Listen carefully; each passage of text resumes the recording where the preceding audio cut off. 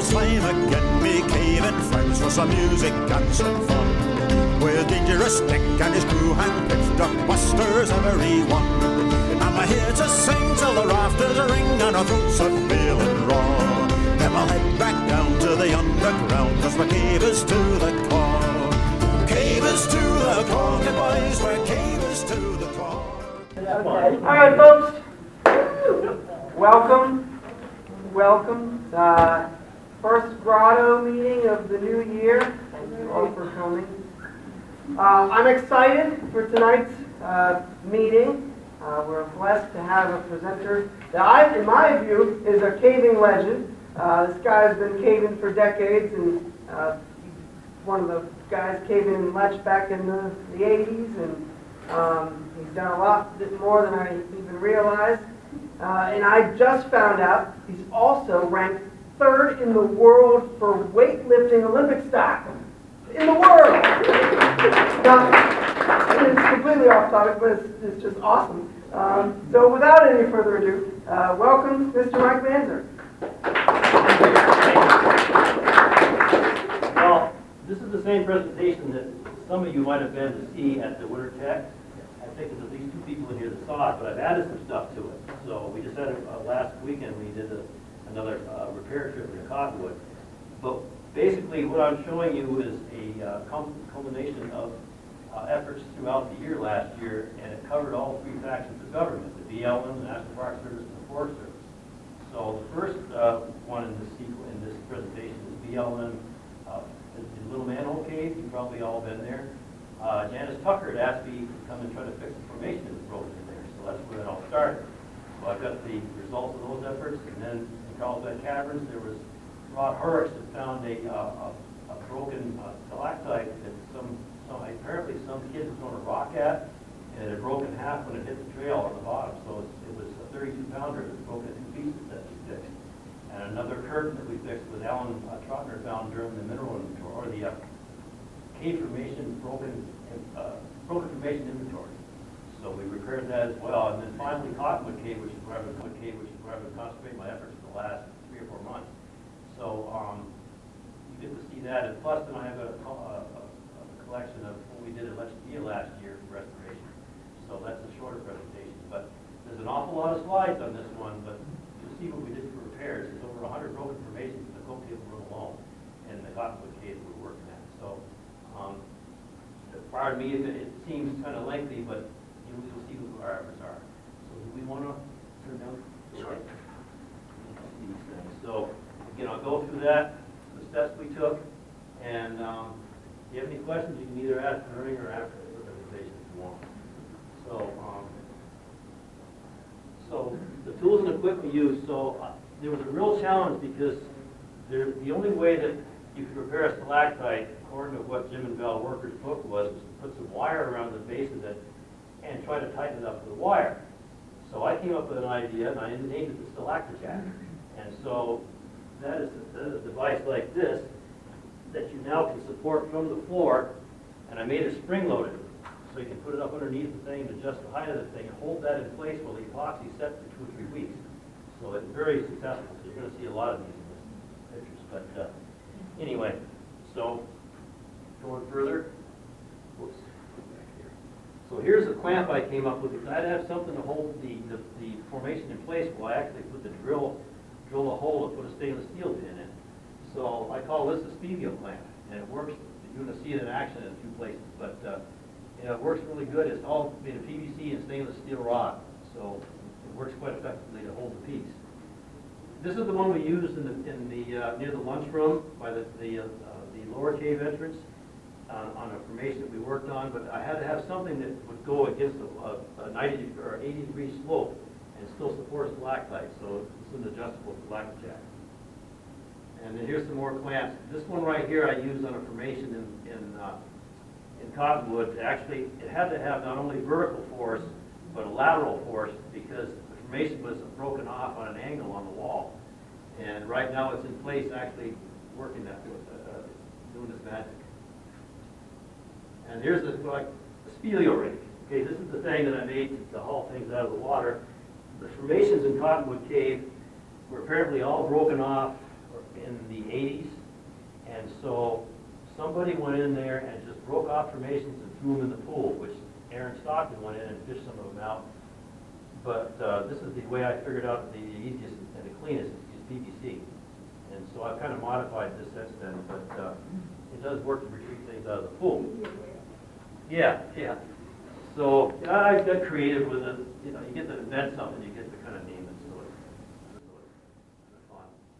So here's some more things. I call these like Select-A-Cup because I had to have something small to hold the pieces up and stainless steel clamps to hold them in place while they're drying, and rubber bands as well. And here's another rake that we use to fish the gas, all stainless steel. Okay, so for Little Manhole, this is the team that we had, and I'd never been in the cave before. You folks must have been in there. I bet everybody here has been in that manhole, right? You know, it's a nice little vertical drop. So here is what the drop looks like. This is the Nori that was on our team. You go through this little hole from the surface, and you go down about 50 feet to get to the main part of the cave. Okay, so this is what the formation looked like. It was broken. There's some regrowth right there, so I had to cut that off because we had to mount this piece. But the good thing was that means it is still growing. So as it's been, you know, epoxied, we're going to hopefully have new growth to cover everything up. So here's what it's like to have to drill it by hand. See, we didn't have the clamp that I had made. So holding it by hand while you're pushing down on the drill and somebody's holding it in the hand, that presents obviously problems. So the clamp took care of that. So okay, so then we kept the dust because we used the dust. I actually came up with a little mortar mix to use to kind of mix with rock powder to cover up with whatever pieces that might have been missing in the joint. So we saved the rock flour to use for that purpose. I have to hold this a certain way. We have to advance these by hand. Okay. Okay, so this is what it's like drilling upwards to put the hole. So how we do this is that you've got two pieces, of course, and to make a matching hole is real difficult. So what we do is we cut the piece of a Sharpie off, put the Sharpie on the bottom piece that's broken, mush them together, and it makes the corresponding mark so that you know where exactly to drill the two corresponding holes. Otherwise, the pin isn't going to work to go in there. So, but it's a challenge because you've got the dust coming down in your face.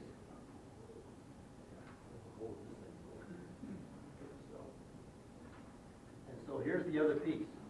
See, it's actually been dried out. So this is, we try to match this up with putting a piece of felt marker in there.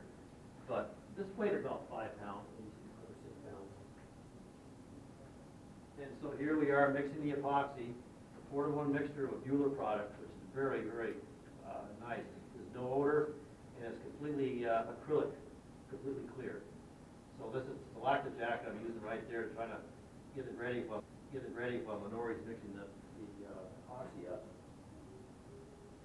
So here we're trying to decide the best position for the lacquer jack, because you can see it's kind of a challenge because we're on a slope right there.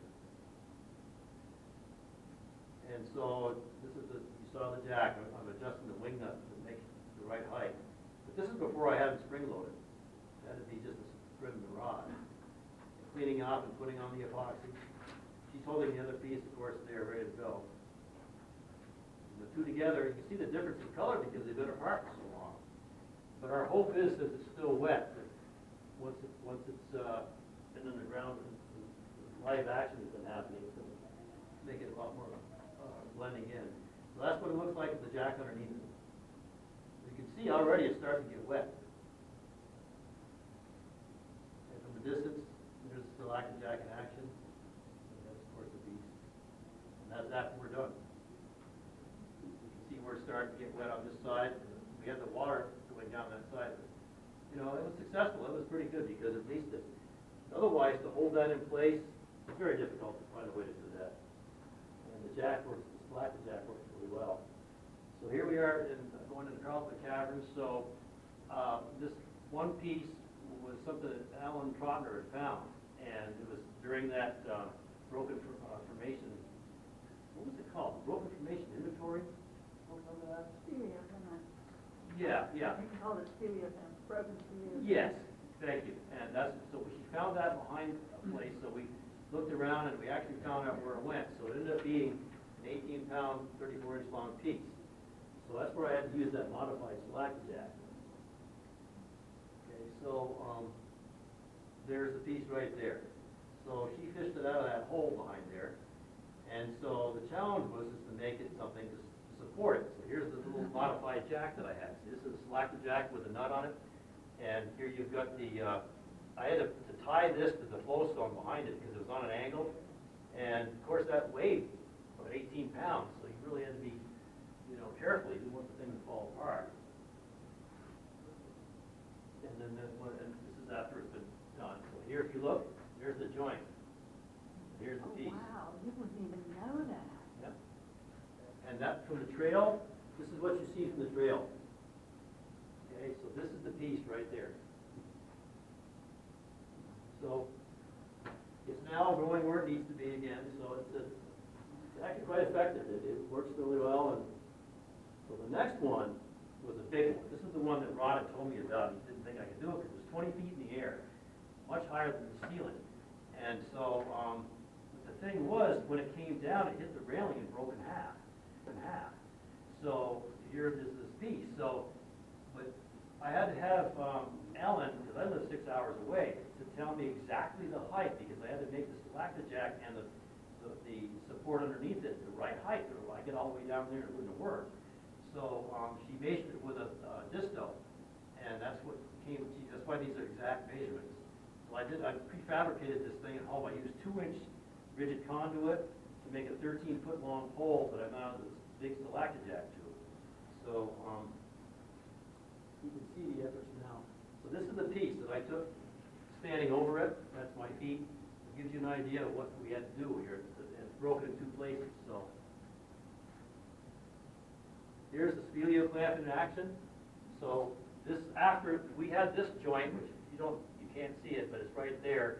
That's the 2 pieces made it together. There's a stainless steel pin in there, and so that had cured for a couple of weeks. But now we're doing the other piece, the upper part, and so this is where I had to put a stainless steel pin right there, which I put a 3/8-inch pin, 2 inches deep on the top and the bottom. And so here's the pin. And I also put some side horizontal pins in because it's right over the trail.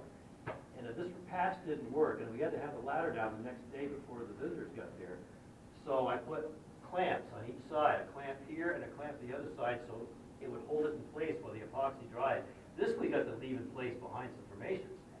This we couldn't do. It had to be overnight. So I cut 2 stainless steel clamps in half, straightened them out, and I put a hole in each one, and I put one side of it there, and the other part on the mount on the ceiling, and I was able to bring it together tightly to help set the epoxy. So here's me at the top of the ladder, adjusting the Slack-Jack, and that's where it goes right there. This is the base. So there's a stainless steel clamp right up there. You won't see it in the final part because it's covered up. But you can see this is the conduit that I had to use. To give you an idea for the height, that's what it looks like. So here's this little stalactite right here, right tight up against it. So I had to worry about that, doing the drilling and everything else, but we never broke it. And the next shot, I think, is looking down from up there. Yeah. So there's the jack in place. Here's what it looks like from before. You see, there's the trail. So I was really concerned about the epoxy not having enough time to cure overnight, so I put the clamps on there. And then we actually, once the piece was together, we covered up the clamps. There's the piece hanging again. So you can't see, there's no joints. And there's that little fragile one right next to it. That's where it's hanging now. So it's back up there. That's 32 pounds, so it was a challenge, but it worked. So here we're in Cottonwood. These are the folks that have helped me out. So you can see we've got some National Park Service folks here, the BLM, and then it's been quite an effort. This is ongoing right now. So the fun thing was, when I found out after the fact that I didn't change the slides, but I thanked Aaron for naming these formations, because we got in there, he showed them to me. They had names like Sally Jean and all these different names, so they put a survey tape or a flagging tape with a name on where it came from, and they found the matching piece and put the name around that. I found out Phyllis had a lot to do with that too, so thank you, Phyllis, that's naming those things. So we kept doing it. So now, since then, we've now fixed 56 formations in there. We still have another probably 50 or so to go, but they all have a separate name and unique names. So, you know, the ones that actually work on it, like Dave, I think we've got his daughter Rose and on there too. But anyway, so far, 142 volunteer hours. The next 2 trips in the next 3 weeks, we're going to have 6 people one trip and 5 in the other one, I think. So we'll add the hours to it as well. So here's an example. Here's Fred. This is what we came on to. It's Ernie, it's Fred. You know, here's the piece. And so you have the challenge is to find where in this enormous ceiling with all these broken pieces do these formations fit. So, you know, this is a help. We actually had to go along and match these up. So here's some pieces. There's Ernie and Fred. These are the pieces that go to the ceiling you just saw. I forgot the name of that one. So here's what it's like. Okay, we've got all these formations hanging down around you. It's like a no-wake zone almost. But you're in an area that's got this, it's an old pool. So before the steel plant came into the picture, Foz had to hold that by hand. And here I'm trying to push down on the drill, and here I've got his hands right there. So it's, you know, that's why we eliminated that thing. But so here's the jack underneath Fred. Here's Fred hanging out the jack. So that other one right there, I think, was Bart, the one that has the tape on it.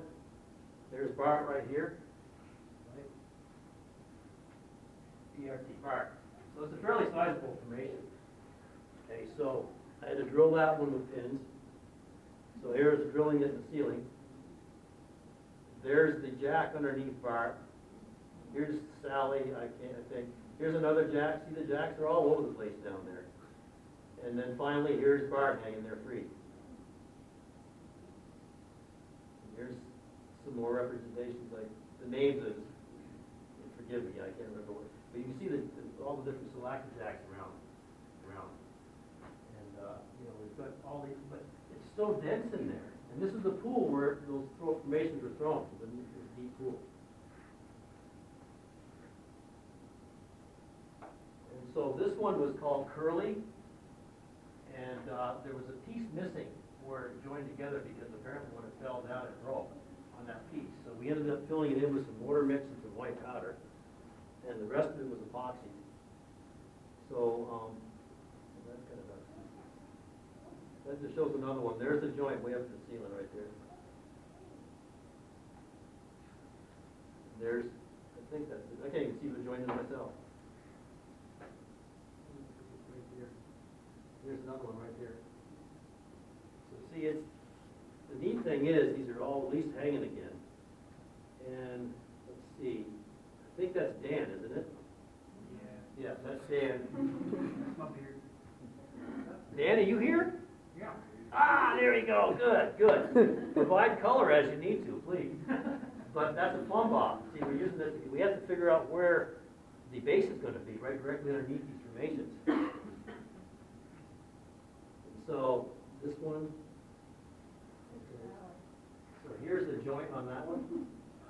But see, you can't really tell. The good thing is it seals really well because the match, the color's got a lot of white in it too. But that was Sally. I don't know, Sally Jean, I think. Okay,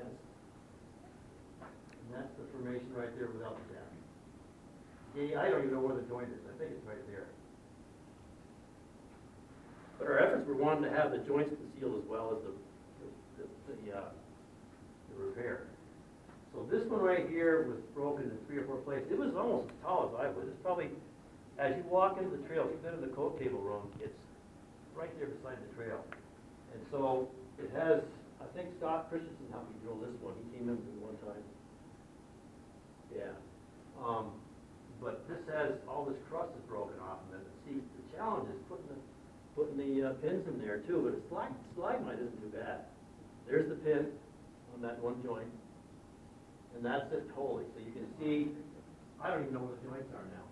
there's a piece that was missing, but anyway, there's two joints broken. And that was the same weekend as Michael Queen's funeral, so we named this one Michael. So that forever will be known as Michael. So that's the tape around the base of it too. Here's a lion's tail that Aaron had shown me. He said, I don't know if you can fix this or not. So of course there was a challenge going on.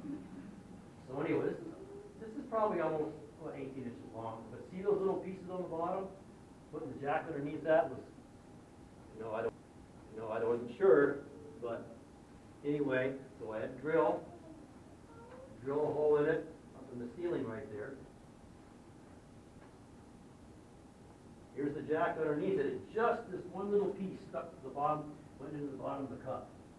And so I was able to join it, and if you can't even see the joint. But that's right up there. And if you want to see it after it's done, there it is hanging. Right up in here, I can't even tell exactly where, but I threw some black powder onto it. There's the joint, so that's hanging once again. There's a couple more down here we're going to be working on soon, but that was the one he showed me. And he didn't name it, so. Okay, this one.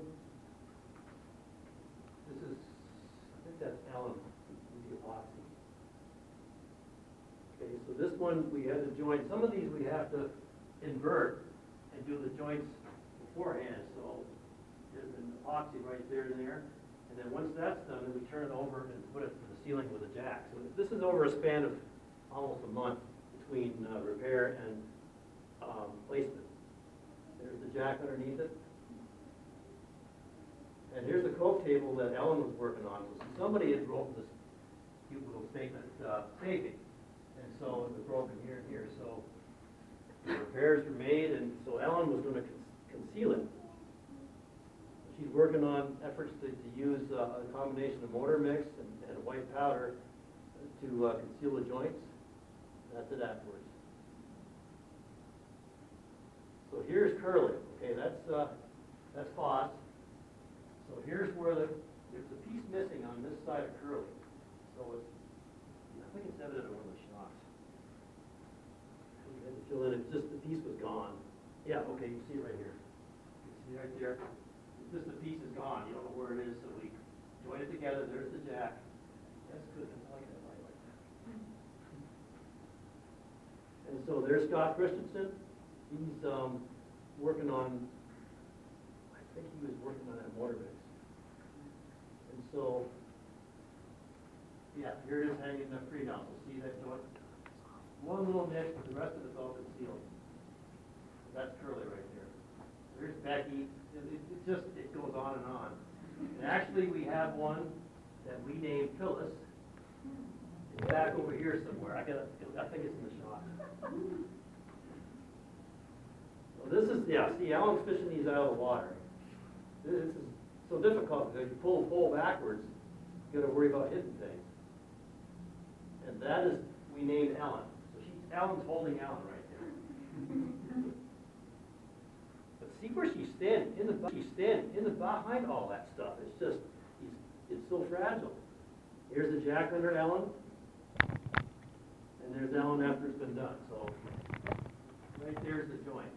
And we couldn't put our fingers up in there really to do anything to it. So, you know, as far as concealing it, we had white powder and some mortar mix, but that's, you know, that was, thank goodness we didn't hit anything else, because that was really a tight area. And now Alan's making the new Jack that's pretty tall. And we're placing it underneath. I don't know what the name of it is. And that's it afterwards. So you figure, okay, so see where it's been supported. Okay, that right there with the name on it, that's the one we're working on. And the next slide shows it without. So it's right there.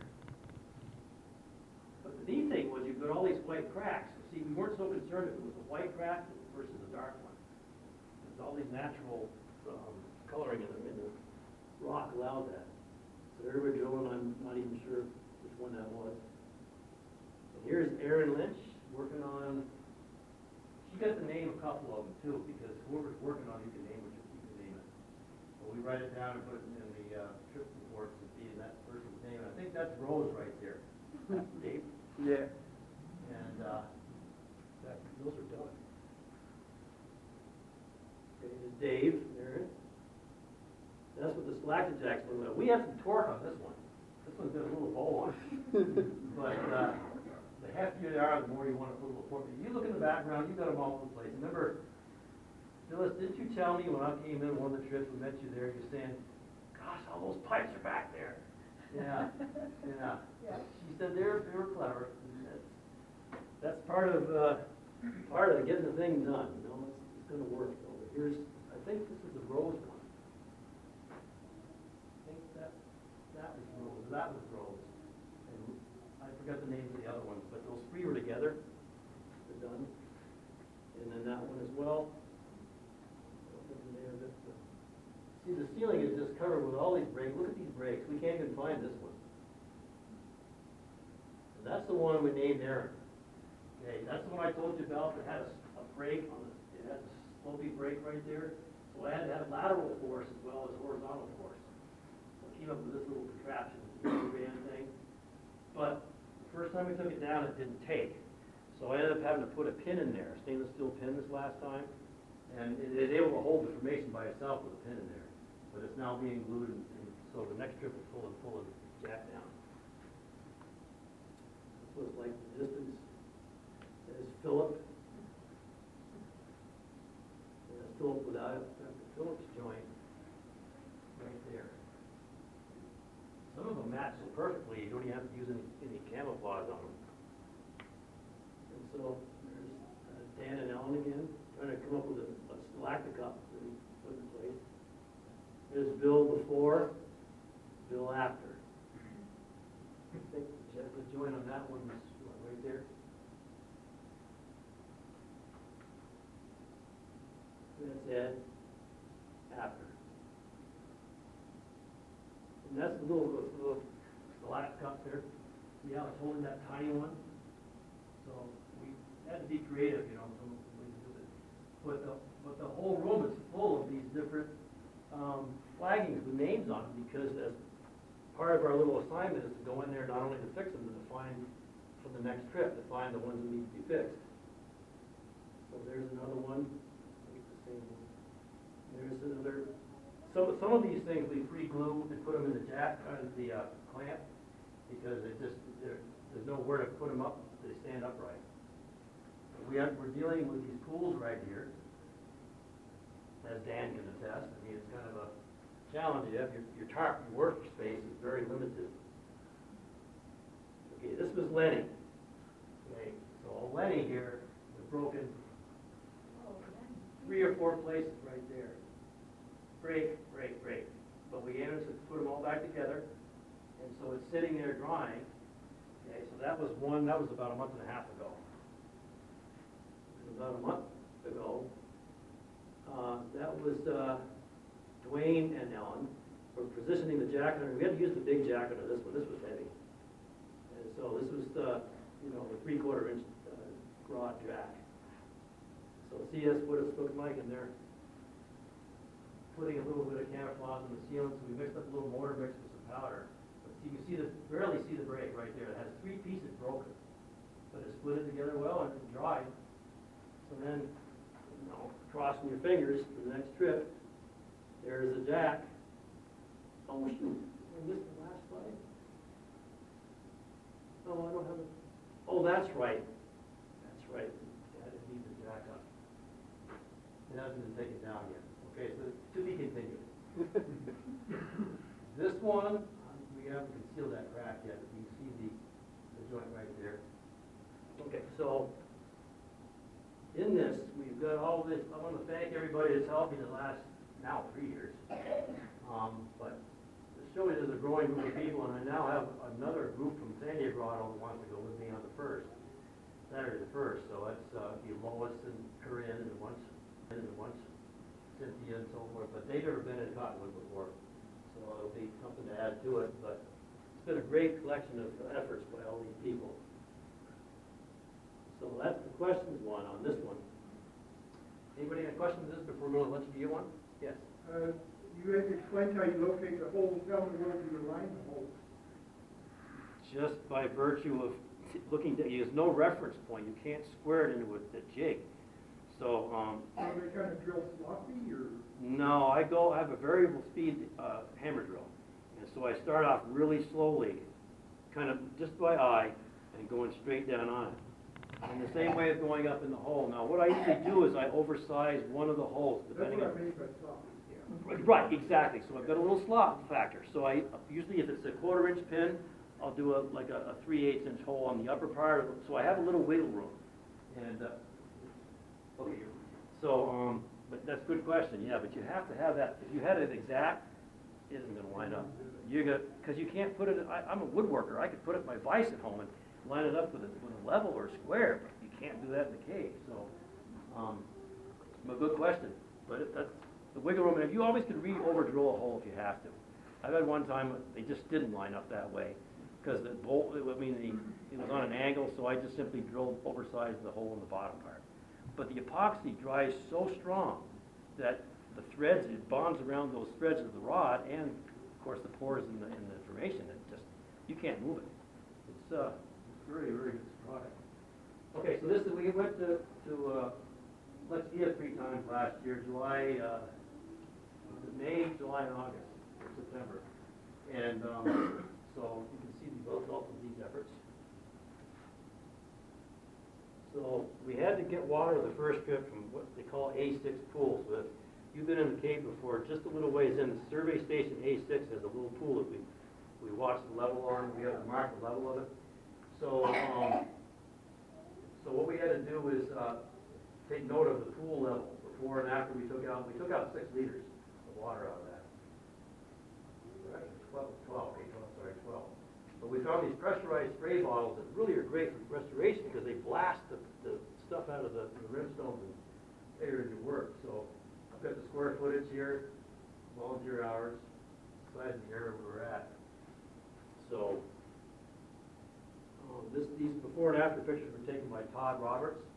He's one of the better photographers. He does the cable camo before and after ones. So you can see what the mud that's in. This is right in the area you're walking, going into the cave and go down a slope area by the Liberty Bell. And this was really a lot of impact. So here's the before and after of that area right there. And this is the rope that those of you that been in the cave. This is the hand line you go down the slope behind the Liberty Bell, going towards Boulder Falls. There, before and after. And that and this. Yeah, so that opened that up quite a bit. In fact, the water behind us is prevalent now, or obvious. There's a before upper and an after below. And this area right here is what they call, it's right next to the hand line going down. That poplar is covered. See now, that's Todd working on that.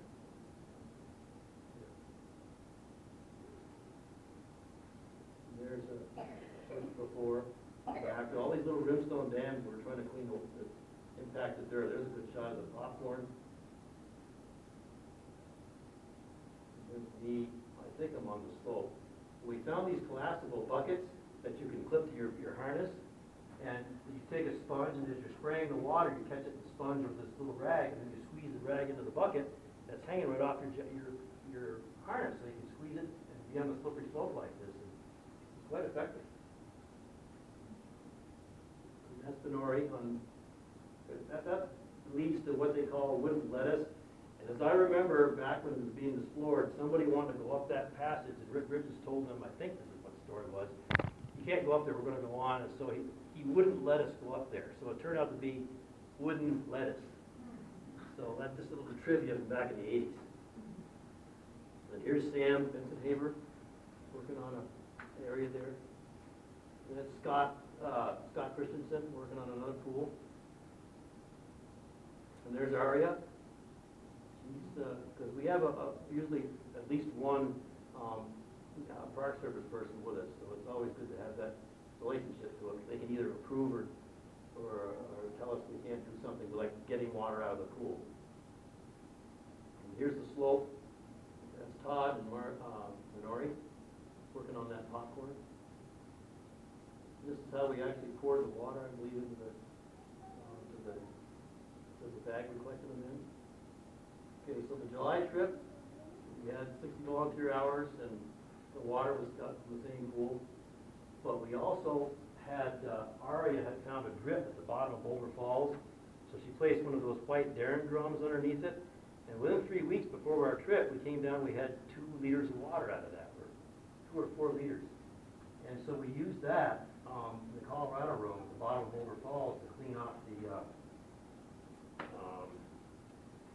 the pearl area, the cave pearls right below there. There's a big area of flowstone. It was flowstone. It was just covered with different pieces from drilling anchors and so forth. So this is a fellow from Canada that flew down just for this trip. He wanted to go into Ledge so bad, so he came down from Canada.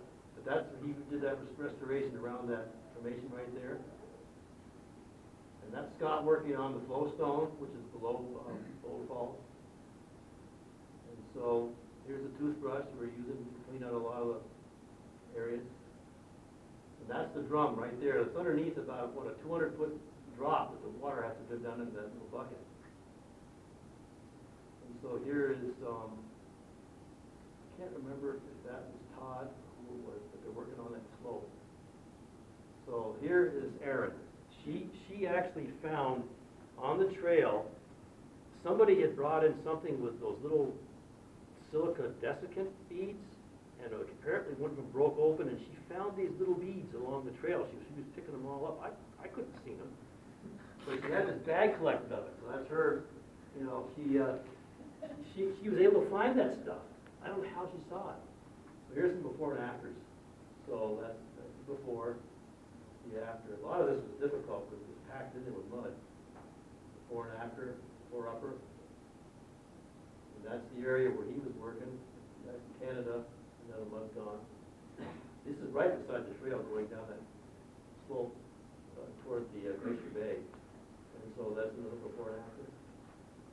And so all those specks are chunks of rock that apparently came from when they drilled the anchors for the Boulder Falls rope. And the anchors, all that stuff cascaded down on top of the slowstone down below. So we were tasked with getting that off. That's the only place it could have come from, is this broken rock beds.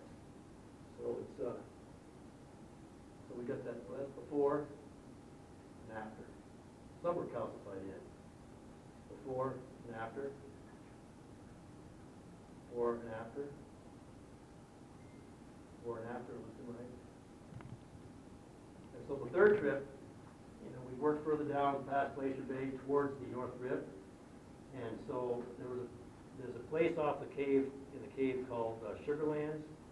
And there used to be a very sparsely flagged trail up to it. Well, they've been resurveying that area, and there's footprints everywhere, off trail everywhere. So we wanted to get rid of all that stuff. So this was our task this trip, is to go down there and try to sort that out. So here's the area that led up to Sugarlands. It had one little flag in it. You didn't know which side you had to walk on. So Corinne and Dave, that was you, right? Yeah. Yeah, you guys put that flag down. So there's now we can define flagging. Define flagging. So the trail goes like this way up to it. But they flagged about 400 feet of it, but it ran out of tape. And so there's footprints everywhere. This is so actually Aaron Lynch was working on this area. Now it's gone. So we camouflaged with little bits of rock, and there's some more. So many footprints. This is with that all the little treads from his foot, and that's what it looked like after. And I'm doing these before and after shots. Todd wasn't here, so forgive me. Some of it was kind of crap. But and that's Scott working on getting rid of this whole area here, and that's after. There's no more footprints. You can't even tell the trail anymore. Because that wasn't even a trail to begin with. But it was very impacted. And Aaron found this flagging that covered with mold. So she put it in the bag, so we took a picture of that. So it was kind of gross, actually. So here's I think this is, before, that's the last shot. Yeah, that's showing the area that has no footprints. We put all these little rocks down and covered it all up. But this was leading up to the survey station this direction, and the Sugarlands over here. So, but now at least it doesn't look like anybody's been there anymore. That was our intent. And thanks to all that helped with that too. So I think that's the last one. Yep. So, any questions about that one? Good, thank you very much. The question I had was that you said you were using white powder. So the drill bit, and the drill dust? Okay, but that was, composition of that white powder was what? The drill dust from the drill. When you drill a hole, the dust comes out, that's what that was. Okay. And you were using epoxy as well. Yes. Now, I'm kind of curious, you were working in caves that were managed by BLM, Forest Service, and Park Service. Do they have different requirements with regard to the composition of materials you can or cannot use? No, but I got this, this product was recommended by Jim Worker, who wrote the book on it. So he's the one who told me, this is the stuff, the newest stuff I've got, this is odorless, colorless, doesn't kill cave crickets, like apparently a couple times before he had something different. So it's a different, the mixture of epoxy, which is Mueller, is 24-30. 3230 is the epoxy, 3232 is the hardware. And it's a 4-to-1 mix, and that's, I go by what they say, because they're the cave conservation chair people, so. And every time Val Hildreth talks about that epoxy, she describes it as a cave-friendly epoxy. Yes. So it's using what the latest stuff that they gave me to use. Yes. Look off topic, but when you're going to Cottonwood, are you going by the McCall Ranch House? So, Yes. You talking about the new people that own it, if you go by that route and if they give you any trouble. I've met them. I met the parents and I've met the couple. And they're very nice, they just want to be asked if people want to go across their land or be told that people are going across there. And Aaron Stockton has already got an agreement with them for work trips that are approved to go through there. It's the recreational trips that really got to be careful. So the Southwest region put out the number for the Chisholms. I guess they are relatives of John Chisholm from the movie. That's what we found out. So anyway, but they would just like to have a phone call saying that people are going to cross that land. And that's what we've been doing, so it's been working. I mean, I drove right in there and I met the parents, Rex and Lee, and very nice people. He was telling me about some broken formations he had in the cave when he was a boy. And he's 70. So he was fun to talk to, a little hard of hearing, but he was fun to talk to. So, you know, we've bridged that gap. We've at least got communication going with them. So it's kind of fun. I've invited them on trips. I don't think I'm going to see him. I mean, maybe his wife will. She's kind of like Phyllis, you know. Go right out there and go get him. But I don't know. She hasn't said yes. But no, there is a leak. We were able to talk to him. There's a dialogue. Now, I don't know about rec trips. I haven't asked for rec trips, but for these work trips, that's Well, it's my position, they don't have the right to say anything, so.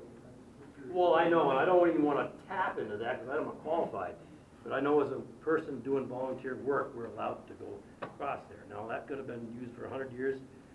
I have no idea. I'm not a lawyer. I don't know anything about that. I just know that I get a dialogue going with them. That's the way I'd like to keep it going. So do you call them every time? Every time. I leave a message on her phone and let her know that we're coming across. And we might stop in and see them. I mean, if we have, usually if it's after dark, I don't want to kind of go into their yard. It's pretty heavily signed up with stuff, but, you know, during the day, I've been successful. But no, they're nice people. Nice people. Just, yeah, she's a realtor, actually, in here in Carlsbad. Yep. So, anybody else? Okay, well, thank you. Okay.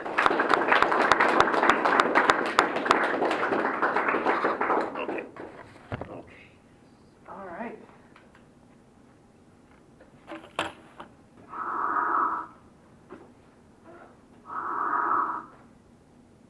Okay. I wanted to give the floor to Rick for a moment, because he has something he'd like to bring up to us. You're at Cleveland here, very tall. Notice he has the meeting location at 5307 Buena Vista. In April, that's for Ada County Search and Rescue. For those who don't know, I'm the team leader, but I'm here tonight as a Grotto member, not as Search and Rescue coordinator for the county, because I'm asking you to voice your opinion against the county administration. In April, they made available our building out there that we've been using. We moved into it. We've improved it. that we've done lots of work, and last week they asked for bids for people to buy it out from under us. So what I'm asking is anybody that is willing, please contact county commissioners and voice your displeasure with that. I think they can still pull, even if they get the bids are due next week. The awarding of the bids will be on the 28th at the commission meeting. Is contact county commissioners. I have a list here of contact numbers and so forth for the 5 commissioners and the county manager. And on the 28th at 8:30 in the morning, that's a Tuesday, if you are not at work or otherwise occupied, they allow public comment for 3 minutes per person. Anybody can go. And again, I will be there as a citizen of Eddy County, not a search and rescue team later, and voicing my opinion. I already made it known to the county manager Monday night at a meeting that he didn't realize I was going to be there at, so kind of let him hear what I had to say, politely. When they said I was being very polite, I told them inside I was not thinking polite things. Didn't expect quite this turnout tonight. Mainly I came to be entertained and educated about the program, but if you're here as a couple, take one. If you're already getting my search and rescue emails like Amy, since she's on the start team, and Bill Weston, I don't know if you're still getting them since you never joined, but anyway, here's contact info. Please, if you don't feel interested in it, that's fine. I appreciate Dave letting me speak. I did ask him if this was appropriate for the meeting. So thank you for your time, and thank you for your support. No, that's the fire service. We're out a little bit further down. Same reservoir service is on. You go a little bit further southwest. Big white building, 2 stories. Right next to the animal place. What's the animal place? A block down from it.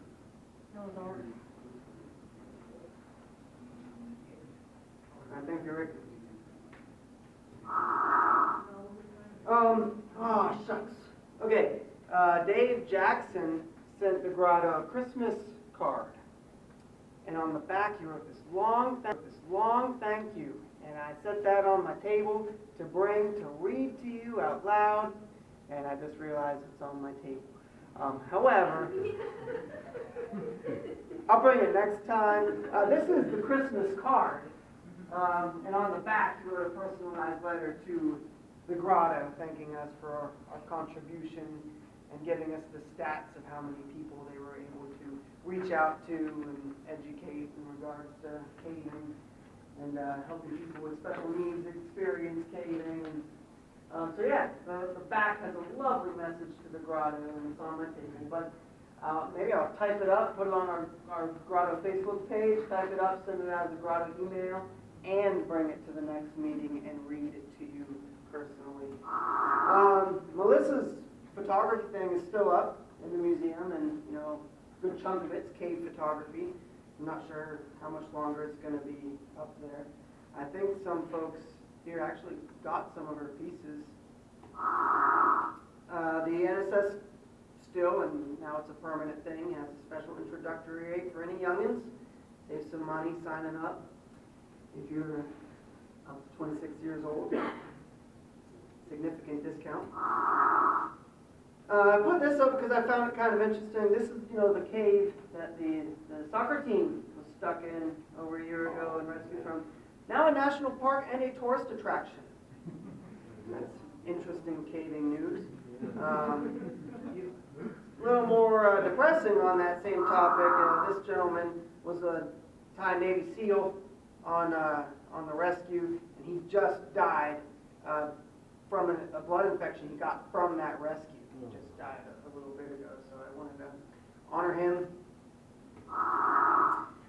Since we're talking about death, this is some neat caving news. This guy's body was just identified in an Idaho cave. He was laid to rest there in 1916, and they just figured out he was found in 1979. They found his remains, And they just now were able to figure out his name using DNA coding, I guess. He was a murderer and an outlaw. That's neat. There is a position open at Timpanogos Cave. It's a GS5 cave tech, basically, a physical science cave technician. It's a seasonal, but that's a neat opportunity if anyone's interested. And of course, Andy Armstrong is the cave specialist there. And I was talking to Andy today about some NCRC stuff coming up. The one, very soon in February is full. There is a waiting list you can sign up if you really want to. But he says there's room on the Puerto Rico one and the New York one. The New York one, cave rescue seminars coming up. So this is the flyer for the New York one. I figured that'd be more of a reasonable one for people here to go to. Who knows, maybe some of you will go to Puerto Rico. I've had them up for a while now because of numerous reasons. Chris was our secretary, and they moved to Hawaii to work at Haleakala National Park. But the reason I kept them in the PowerPoint this go-round is because they recently sent out their wedding invitations. But the reason I decided to include it because, just because he was a former officer for the Grotto and he's getting married, they were getting married at Mammoth Cave. Former park rangers here and wonderful people, wonderful cavers. However, the reason I put this in this order is because of the date of their wedding, April 17th. So if you're friends with Chris, you'll have to choose that or the Lechuguilla Cave celebration, which is that same weekend. But since we're talking about caves reaching new mileage, Les just reaching 150 miles, Carlsbad Caverns just shy of 40 at the moment. It's like 39.5, I believe. No one's saying otherwise, so I must be right. So I encourage you to check out Derek's latest video on it. That's the title of it, Carlsbad Cavern 8-Day Expedition. Got some gorgeous formations in it. Convention is in July, West Virginia. Does anyone have any other just basic caving news? Cave question. Is there any more details on the Lechuguilla conference in terms of cost and other issues? I don't know. Does anyone else know? Any updates on the Lechuguilla Cave celebration? I am on the organization committee. There is not much going on recently. I think we have secured the dates at Washington Ranch. There's been a lot of discussion of how many meals will be included because that will influence costs and things. I think they are recruiting speakers. I think Ron Curbo has agreed to be the keynote speaker. Exciting. That's really all I know. There will be no trips into Lechuguilla. Just a clarification.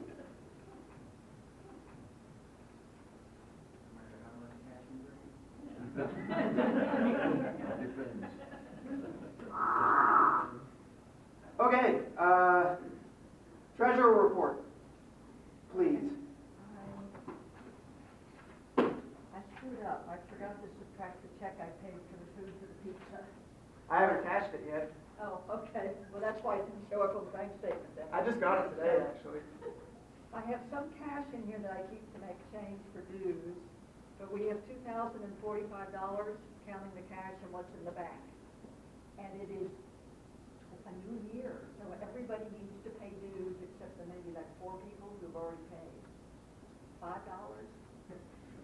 And if you want to vote, you're supposed to have paid because the vote is by members, and to be a member, you have to pay dues. So as soon as the meeting's over, I'll get out my local. And I mean, that's the first time a treasurer report's gotten applaud. More on that is, of course, I have the box of t-shirts, $20 for Grotto t-shirts if anyone's interested. However, Mike drove 4.5 hours to get here, and he's driving 4.5 hours back. And he expressed he wanted to buy a t-shirt. I want to just give him a t-shirt. But we can bring that up in a minute. Oh, back to that one. Secretary report. Hi, everyone. Not too much to report right now. We had a meeting a while back, and in the past year that ended at time. We had our December where we had a meeting that time, and then we did have our party, and here we are back in the new year. So thanks for being here. That's all I got.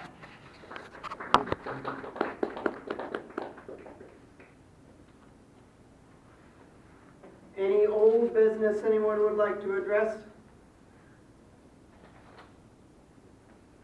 Yes? Dave, there was something brought up at the November meeting. It was Ellen who brought it up, so I'm not sure if we should discuss it since they're not here, but, and I can't quite remember all about it. I had put it in notes I gave to Gabe.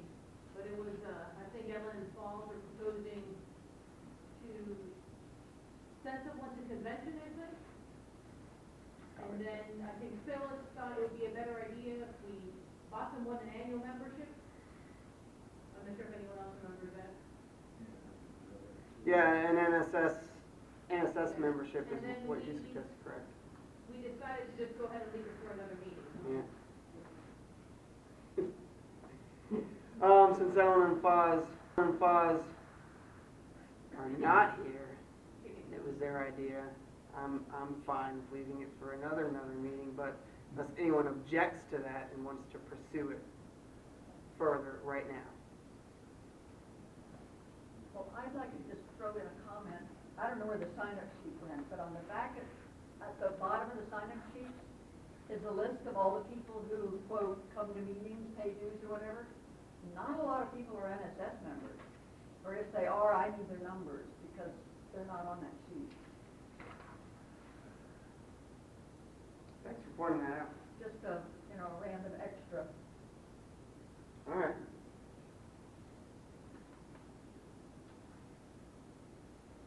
Any other old business that anyone would like to address? Yeah. We also, we didn't vote on making that donation to the Black Hills Caves Conservancy. We had talked about that in November as well. And if I remember right, I think we also just said that we vote on it next time or something like that. I think people wanted more time to think about it.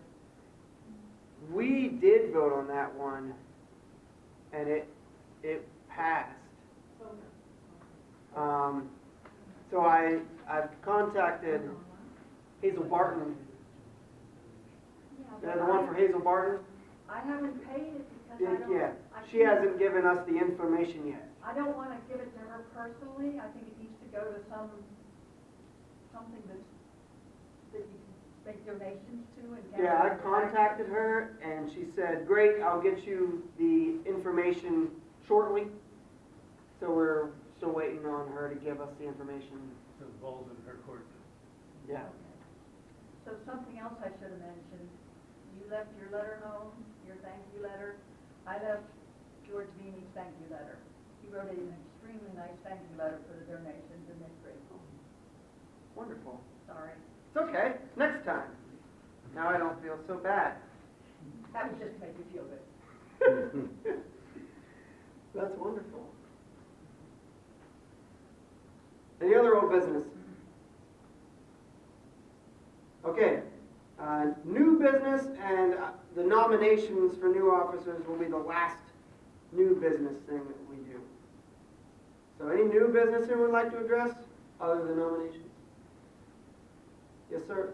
Yeah, I mentioned this today a little bit ago. About a year ago, I think I gave a talk to you at the Women's Meet for the Grotto about the International Year of Caves and Tourists that's going to be held on year round. The United Nations, UNESCO, have international years that occur. The goals of international years are to educate the world literally about something that you consider important. So we're developing something, an international year on caves and tourists sense, direct sense by UNESCO or the UN for various political reasons. International years are currently out of favor with local organizations. We think we are going to get some level of support from them, but it won't be officially UNESCO or UN, which is fine with us. The International Union of Speleology is organizing this. 99% of the work is going to happen by the member nations of the International Union. The NSS represents the U.S. The NSS, many of you know Pat Candice, she's organizing a committee to hold events around the country and these are public education type events for the International Year. They'll be around the country year-round. She's estimating sometime this month of kind of schedule of events. At Winter Tech, I talked to Scott Christensen, chair of the Southwest region. He's interested in having the Southwest region doing some events. So I'm just bringing it up in terms of the Grotto. Is the Grotto interested in potentially doing some events for public education? And it's basically up to you in terms of what you want to do, whether it's one event, a quarterly event, a monthly event, whatever it might be. Later this year in the UIS bulletin, both in the International Union, I've got a planning guide to help people plan and organize these things. A lot of people get really intimidated, but our motto essentially is do what you can. Look at what resources, time, money you have, and just do something. Even if it's just as an individual going to a class and talking about caves or baths, that's educating people. That's getting some more there. NICRI, we've developed a long laundry list of possible events that we're considering, and we're working our way through that list to narrow it down to what's feasible for us. So anyway, I just wanted to mention this to the Grotto if you wanted to organize or consider. It's a year off. Some events, especially if you want to organize them in some sort of venue, location, you may need to book a reservation, whatever. A year is not that far off to make sure that you can plan, organize, get things announced, and so forth. Partnerships are great, especially if you partner with organizations that don't realize they're connected to caves with various wildlife, environmental, water, whatever organizations who normally don't think of caves when they're out there, saving bunnies, hugging trees, whatever they may be doing. They can hug caves too. I'm a cave hugger, with gloves on. So developing partnerships. Potentially, I'm seeing some Park Service people here, potentially do something, with the parks or the BLM. They may need help to do some public event. So I'm just throwing a wide variety of ideas out. The 2021 NSS Convention is already planning on this, and we're looking at ways of trying to include the public as part of that convention. I don't know what they're exactly what they're thinking of. Maybe the photo salon, just open it up to the public, or maybe some of the climbing, rope demonstrations, whatever. Open that up to the public. I don't know what they're thinking, but there's possibilities. So I wanted to throw that out and see if the brother might be interested. We don't obviously need to decide right now. I'd be glad to talk to anyone about it. I'm not going to get involved directly, at least not in any significant ways. I've got a lot going on with NICRI, and as chairman of the International Union, I've got literally a world of work to do. So we're trying to do this with countries around the world. We've got dozens of international and national organizations working on this. Costa Rica, several months ago, already announced a monthly schedule of events that we're going to do around their country. So, but if you want to talk to me about it, you're certainly welcome to. But I travel a lot, so I won't be at the next meeting. I may be gone during March. I will be gone in April. I will be gone in May. I'm not sure about June. So grab me while you can, but I won't reliably be at the other meetings. So I'm glad to talk to you if you have any thoughts, questions, whatever. NICRI talking to DRE or somebody about getting this on the NPS, like a messaging calendar or whatever? I'm You guys would know more about. Actually, I'm not gonna be here at the next Grotto meeting because I'll be at Geologic Resources Division for International Purposes. I'll be up there in Denver, this time next month. So I'll be talking to them, about this and some other things.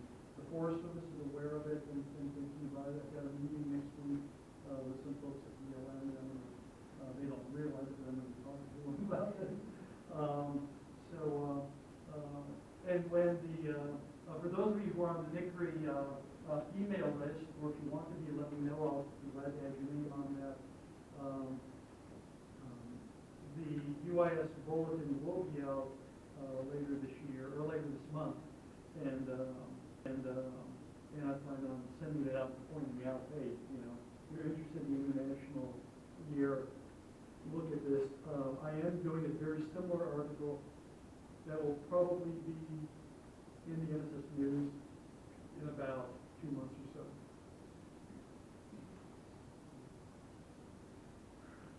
So we would be doing educational outreach programs with the public, like as Grotto members, but in cooperation with IUS? As You ever tell them? no, well, no. What we ask for is whoever organizes an event to put it on the calendar, because we've got the International Year website, IYCK2020.org. And damn, I forgot, I've got some flyers upstairs that we should go and get. And we ask everyone to put it on the website to announce their events. And it does a couple of things. For one, it notifies people. And all right, you may not be able to go to Slovenia for their event, and the people in Hungary may not be able to come here. But it's just kind of builds an enthusiasm. Hey, wow, this is really happening. It's around the world. We're part of the international event. But the other part of it that we ask for is, if at all possible, if you had a Facebook page, a website on your events, some activities, we want to collect those on our website and develop this as a digital record of what happened around the world.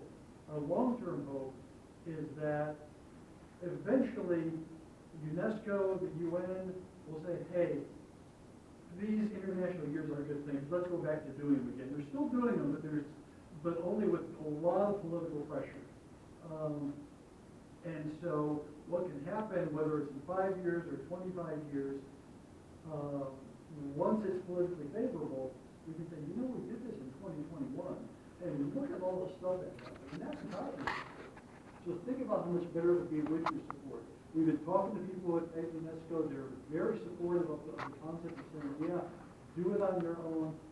If you make it successful, then when we have a change of heart in some years, you know, there's a much better chance that we'll support it.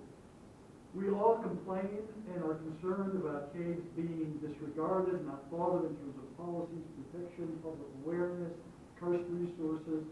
You know, we all drink karst water living here in Carlsbad, but how many people think about the fact that our water's coming from Carlsbad caverns, essentially? We don't think about it. And so people don't think about the fact that Carlsbad is where it is because of a karst aquifer that pours out of the Carlsbad spring right at the river here. You know, we are literally a karst community. We wouldn't be here if it wasn't for karst. So it's an opportunity, it's a way to raise that awareness and have a bigger impact in terms of cave protection, cave laws, public awareness, potential funding, potential opportunities for more caves being open for caving, for research. So we see that, and we've been promoting it as, in our view, if it goes well and if a lot of people participate, as the most significant event in the history of speleology, without a doubt. We're not going to see anything change overnight. You know, these are going to be long-term changes. I look back at the 1981 International Congress of Speleology, the first one outside of Europe that was held in Bowling, Kentucky. And if you plot, you know, the progress of, you know, cave protection, science, laws, exploration, and all that, in this country at least, you can see an inflection point in 1981, or after 1981, things really began to jump and improve. You know, the Cave Resource Protection Act, a lot of international expeditions, so so much stuff started happening after 81. We saw more things like that after the conference in 2009. I think this is going to happen globally. We won't see any impact globally overnight, but collectively, you will see it happen over a number of years. So I think it's a good thing if the Bravo's interested. You may want to organize your own things. You don't have to go with partners. I think partners is a good idea. It's up to you guys. Do what you can. It's up to you to decide what to do. So if there's interest, you may want to think about maybe helping getting together, brainstorming some ideas, coming back with something you may want to present to the group. You're welcome to talk to me. I'd be glad to meet with you. I just can't take the leadership role because I'm already way committed, and I should be committed. That's a different story. So, Yeah, I'm definitely interested. That's great. Thanks, George. yeah. Flyers in the back. Oh, okay, great. Thank you. So yeah, the flyer that you just mentioned, is, if anyone didn't hear that, is in the back. Also, if anyone didn't sign in, make sure you catch the sign-in info, the sign-in sheet before you leave. Any other new business anyone would like addressed? And we'll move on to nominations for officers. So we'll make nominations this meeting. We'll do elections next meeting. Guess we'll start with chairman because according to our bylaws, I'm at my limit. So nominations for chairman, I'd like to personally nominate because this person has experience with running meetings and I just kind of wing it, I feel like. I'd like to nominate Emily as chairman for Grotto coming up. Does anyone second to that nomination? I see a few seconds. All right, so we have Emily Rocha nominated. Any other nominations for chairman?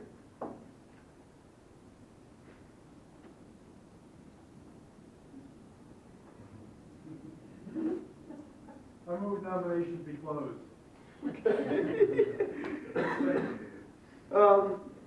And you can nominate at the election night as well. So, closed chairman nominations. At the moment, Emily's running uncontested.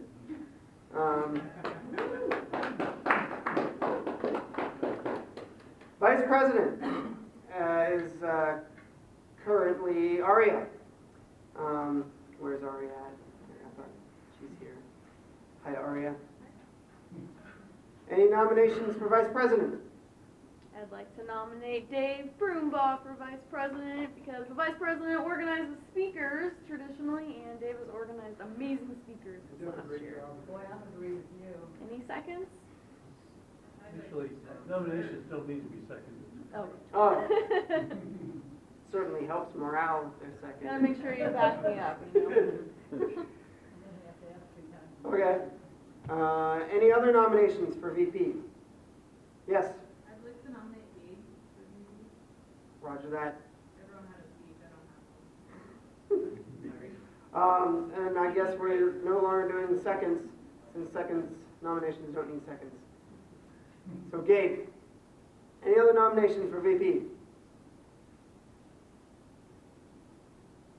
Okay. Then nominations for secretary. I'd like to nominate Angelina. Angelina, do you accept your nomination?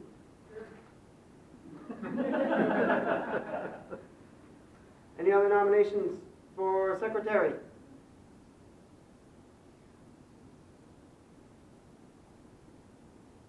Okay. Nominations for treasurer. Phyllis, do you accept your nomination? Absolutely, it's easier to keep the same signature on the bank card.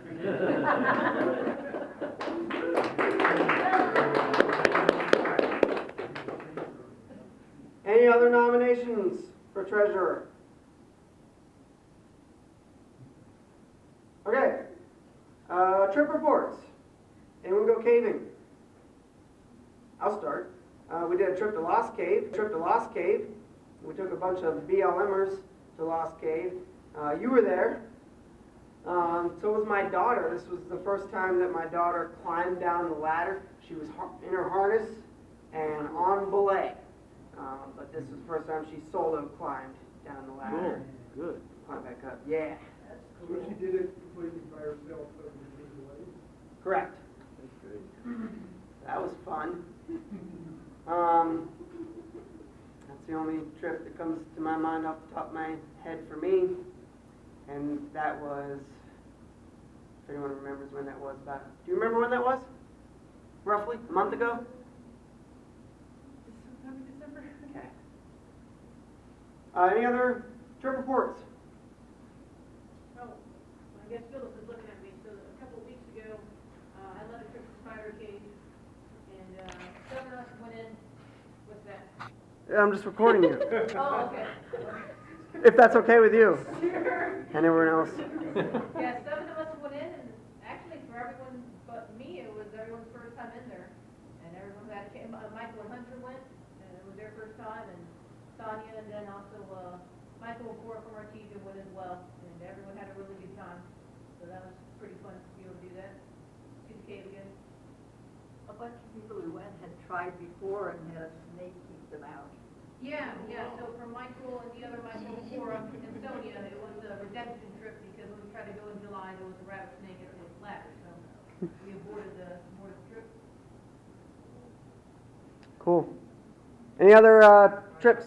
Go ahead. I took a trip of Austin Cavers into Slaughter Canyon Caves a while back. They were here for I want to say, lead check-in and lunch again.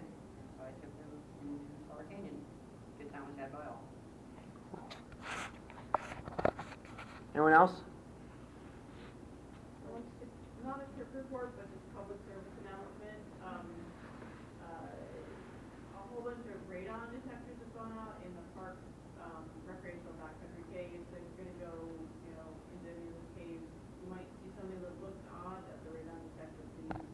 Please leave it alone. Also, we're probably gonna need some volunteers. We're gonna be switching them out on a 3-month cycle. So, I know Ellen's been doing a lot of that, but she's probably gonna get pretty bored of going back to those caves over and over. So if you'd like to volunteer, let us know.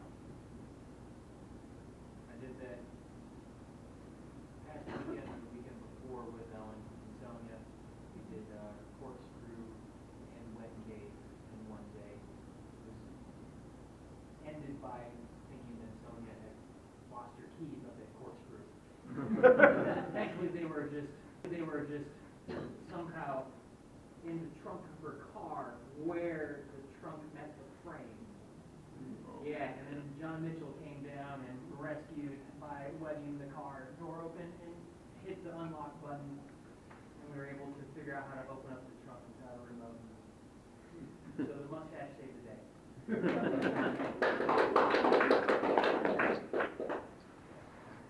And then so we can make spider cake that afternoon. Yep. Emily, you started to say something? I went to the New Mexico room over Thanksgiving. It was my first time in there. It was really pretty. And you didn't invite me. Darn. Next time. Next time. Go ahead. With the Hall of the White Giant on Sunday. Alan was our fearless leader. He did a great job. And it was a good time. It was cool being a non-park employee. You got to experience it and be there without a bunch of visitors. So, that's cool. Anyone else? Yeah? I will say quickly, Leah was gracious enough to lead a Guadalupe road trip this past Tuesday, and she allowed 3 of us to have our third trip in there. And 3 of us are hoping to become trip leaders in the near future, so hopefully we'll have more trips into that really beautiful area of cave. But thanks, Leah.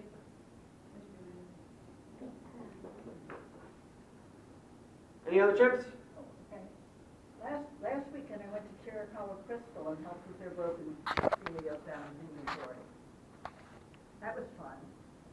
Very different. Cool. Okay, any trips coming up? Anyone going caving?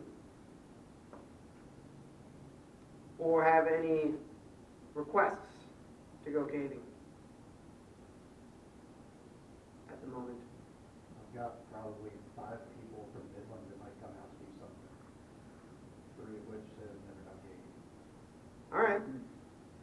yeah, just post it to our page or send out an email, or just email me and I can send one out. 5 people for where? Midland. Oh, from Midland? Yeah. Okay.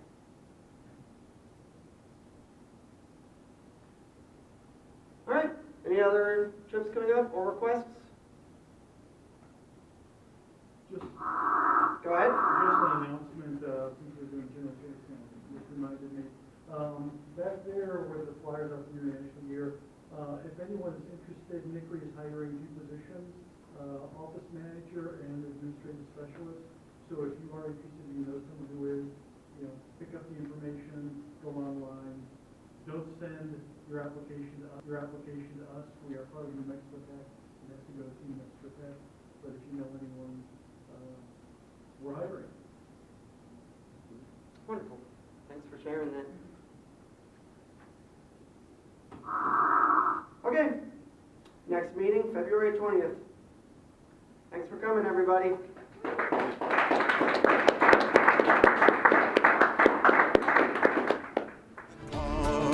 Cavers to the core, me boys, we're cavers to the core. As we play and sing, don't forget one thing, we're cavers to the core.